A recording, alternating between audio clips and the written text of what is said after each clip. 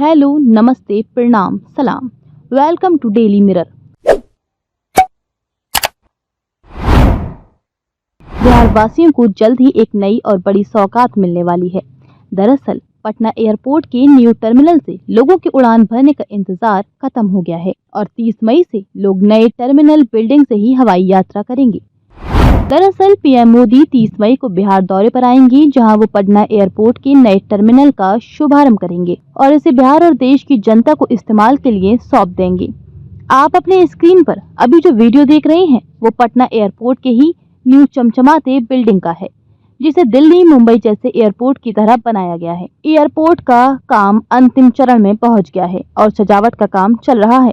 खास बात यह है कि अब पटना एयरपोर्ट के इन नए टर्मिनल पर यात्रियों को हाई लेवल की सुविधा मिलेगी।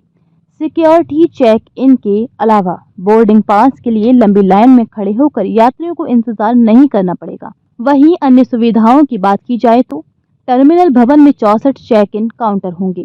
सिक्योरिटी चेक के सिस्टम को भी बढ़ाकर 5 गुना कर दिया गया है। इसके अलावा दरवाजे की बात करें तो अभी जो टर्मिनल बिल्डिंग है उसमें आगमन और प्रस्थान के लिए अलग अलग दरवाजे हैं और दोनों एक ही तल पर है। लेकिन नए टर्मिनल बिल्डिंग में अराइवल ग्राउंड फ्लोर पर तो होगा, जबकि डिपार्चर फर्स्ट फ्लोर से होगा। विमानों की पार्किंग 5 से बढ़ाकर 11 कर दिया गया है। इसके साथ ही 5 एरो ब्रिज भी बनाए गए हैं, जिससे आप सीधे टर्मिनल से विमान में पहुंच जाएंगे। पार्किंग की बात करें तो नए परिसर में मल्टी लेवल पार्किंग को टर्मिनल भवन से जोड़ने का काम पूरा हो गया है। 4 फ्लोर वाले इस पार्किंग में 750 कारों को खड़ी करने का इंतजाम है। टर्मिनल भवन के आगमन और प्रस्थान क्षेत्र तक कार से आने जाने के अलावा पार्किंग की ओर भी जाने का एलिवेटेड रास्ता तैयार किया गया है।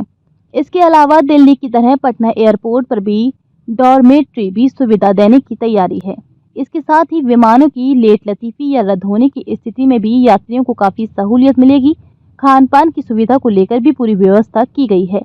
न्यू टर्मिनल पर एक नहीं 2 लाउंज बनाए गए हैं, जहां यात्री आराम से खा पी कर आराम कर सकते हैं। पटना एयरपोर्ट के न्यू टर्मिनल से अब साल में 1 करोड़ यात्री आ जा सकेंगे, तो वही साल के अंत होते होते करीब 75 जोड़ी विमानों की आवाजाही पटना एयरपोर्ट से शुरू हो जाएगी। पटना हवाई अड्डे का ये नया टर्मिनल पुराने टर्मिनल से 7 गुना बड़ा है, जो 65,000 वर्ग फुट में फैला हुआ है।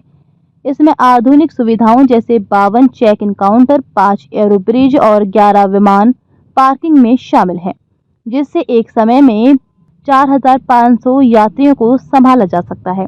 टर्मिनल का डिजाइन सिंगापुर की कंपनी मैनहार्डट ने तैयार किया है। सेंट्रलाइज्ड एयर कंडीशनिंग, उन्नत सामान जांच प्रणाली और वीआईपी लाउंज जैसी सुविधाएं इसे विश्व स्तरीय बनाती हैं।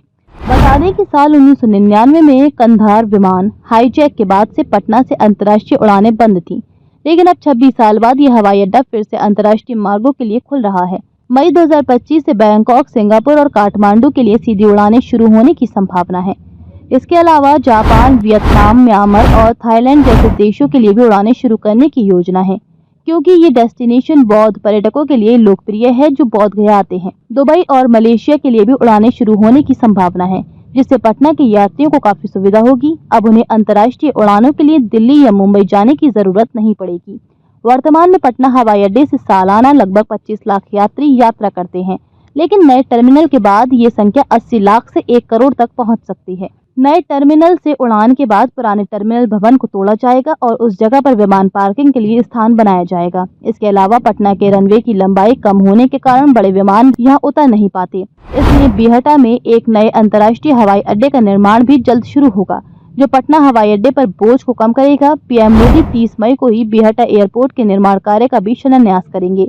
हालांकि वहां पहले ही इसका काम शुरू किया जा चुका है। वहीं पटना एयरपोर्ट के नए टर्मिनल को लेकर बिहार के पथ निर्माण मंत्री नितिन नवीन और सांसद रविशंकर प्रसाद ने कहा है कि ये टर्मिनल बिहार के विकास में एक मील का पत्थर साबित होगा। ये न केवल यात्रियों को विश्व स्तरीय सुविधाएं प्रदान करेगा, बल्कि राज्य की अर्थव्यवस्था को भी मजबूत करेगा। इससे व्यापार, पर्यटन और निवेश के नए अवसर पैदा होंगे। आज के लिए बस इतना ही। अगर आपको वीडियो पसंद आया हो तो इसे लाइक करें, शेयर करें, कमेंट करें और अपने चैनल को सब्सक्राइब करना ना भूलें। मिलेंगे नए वीडियो के साथ, तब तक आप देखते रहिए डेली मिरर।